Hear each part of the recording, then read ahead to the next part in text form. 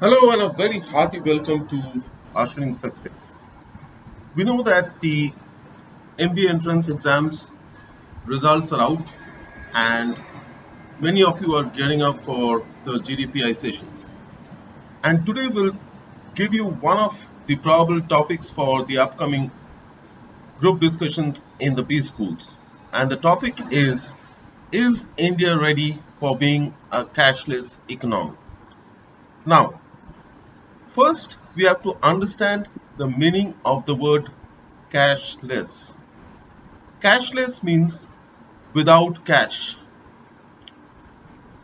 and that means that there can be three ways of transaction. The first is by check, the second is by card, and the third is by online transaction.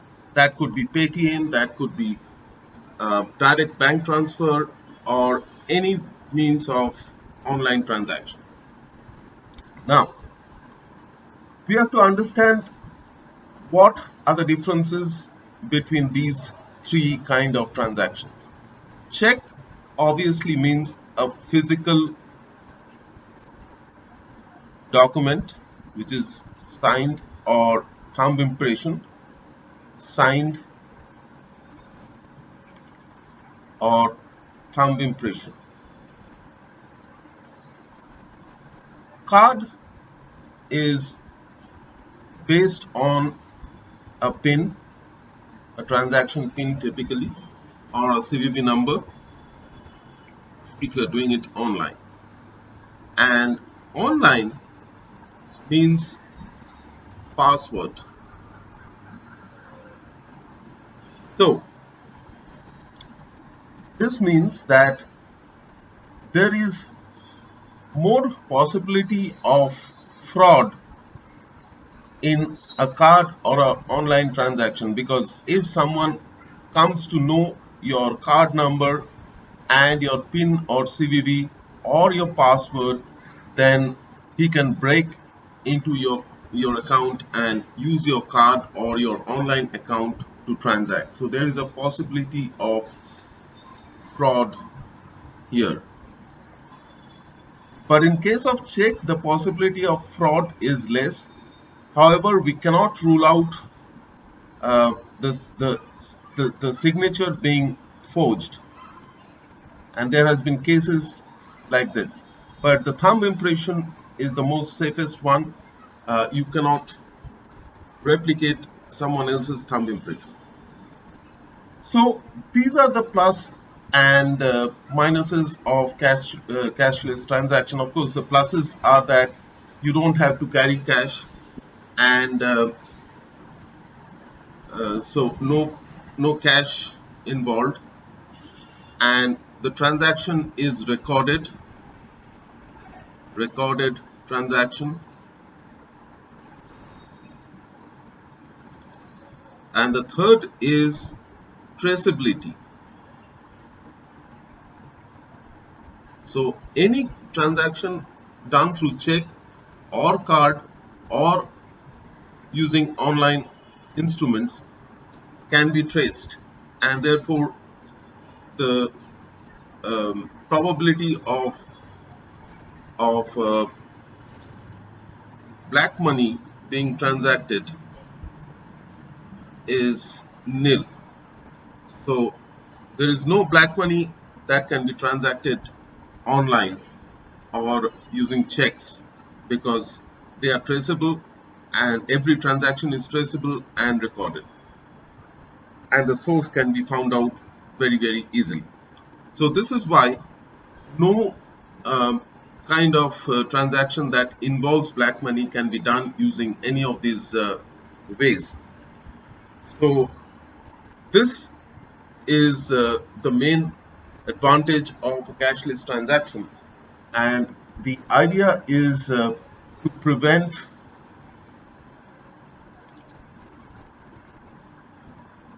any kind of antisocial or terrorist activities because these kind of activities are transacted using cash so that there is no trace. And if you go cashless, then uh, you can prevent these kind of activities. So these are the plus and minuses of cashless transaction. Now let us understand the Indian consumer and what kind of consumers or what kind of um, transactors we have in India. So the first kind is the large corporate houses, large companies. So these companies are very well structured, they have regular audits, and therefore they always prefer to have cashless transactions. The second type are the small businesses. Now these people, they don't have very well structured processes, and many of them are not very well educated. They don't have audits, and they buy goods from the sources like farmers or very small time um, producers. So they prefer cash transactions because they do not have the ability to do online transactions. In many cases they don't have um, the means, which is a smartphone or a device or even a card. So they prefer to have cash based transactions. And the third are the actual customers who buy goods from either the small businesses or the corporate houses. And there are again of two types. There are customers who prefer cash based transactions, and there are customers who prefer cashless transactions. And what are the reasons of people doing cash based transactions? Number one reason is resistance to change. And this means that people who have been used to cash based transaction over several decades are old now and they don't want to change. So these are typically old people. Many of them are very well educated, but they just don't want to change the way that they have been doing their transactions. So they are resistant to change, and therefore they prefer cash based transactions. Number two reason is lack of education. So in many cases, these small time businesses or customers, they do not have the education to do online transaction, to use a card, or to even give a check because they don't know numbers. They are reluctant to give a thumb impression because they're not aware of written numbers. They can only count notes. So, uh, so this is why uh, they do not want to do cashless transactions. Number three, lack of means, and means means money. So they do not have the money to buy uh, an online device like a smartphone or a tablet, and they don't have the means to open an account where they have a card facility. Like for example, the rickshaw pullers on the street, or very very small time workers like daily workers, they don't have the means to do all of this. So mainly these are the reasons for consumers to be reluctant to paying cashless. Now, what is the way out? So obviously, the first thing that we need to do is to create awareness, and I'm talking about uh, what the government can do. So things that they can do.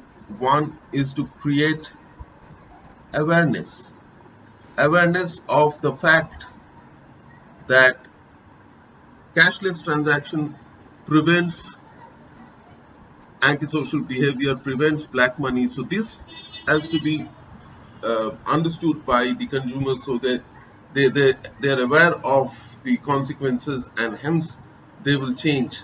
And this will address the resistance to change, creating awareness. Number two is to provide infrastructure, like for example kiosks. Provide infrastructure, common infrastructure like kiosks, where people can go and do their online transactions or cashless transactions. And number three is to training training the people on how to use a kiosk, how to do online transactions using Paytm or using their account. And this would address the lack of education. Training would address the lack of education. Providing infrastructure would address the lack of means. Creating awareness will address resistance to change.